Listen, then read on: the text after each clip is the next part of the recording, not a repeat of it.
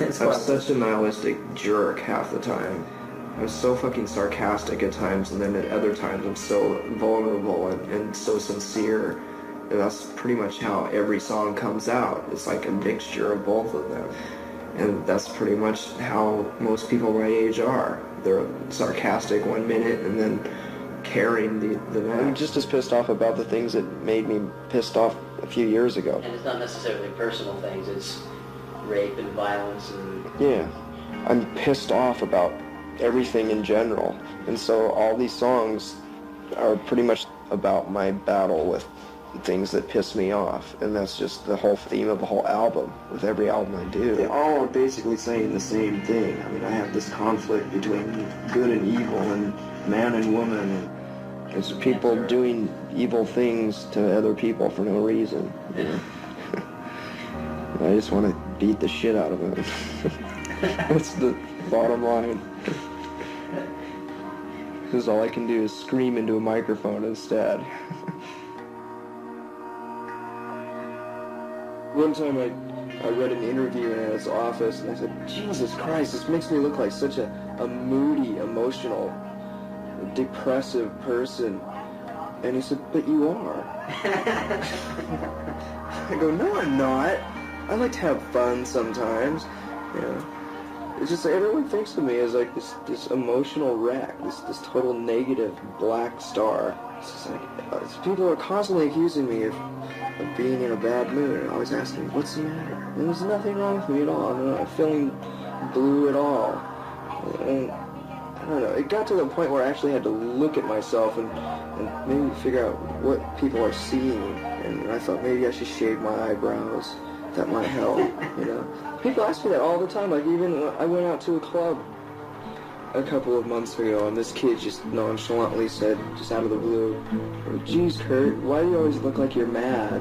You know, I said, I'm not mad. I'm in a perfectly happy mood right now, you asshole. You know, what's wrong? What's wrong with you? Are you sad? You know, most people think that if I look at them and I don't smile, that I'm pissed off. So I go out of my way to make it look like I'm enjoying myself, you know. I usually am enjoying myself, and I'm hardly ever depressed anymore, so it's a lot easier to be able to do that. Opiates have always made me feel the security that I wanted to feel, to where I didn't hate people as much. You know, I had a little bit of affection for them, or you know, or at least could see past the superficiality of their personality and think of them as a real person. Maybe they had a fucked up childhood, or maybe it's their environment that's making them this way. It relieves some of the animosity that I had towards people. And I needed to do that because I was tired of hating people so much, you know, and being so judgmental towards everyone. I know it sounds like I'm almost defending my drug use, and it sounds like a lot of denial. I need to go off on a little anti-drug tirade just to put things in better perspective.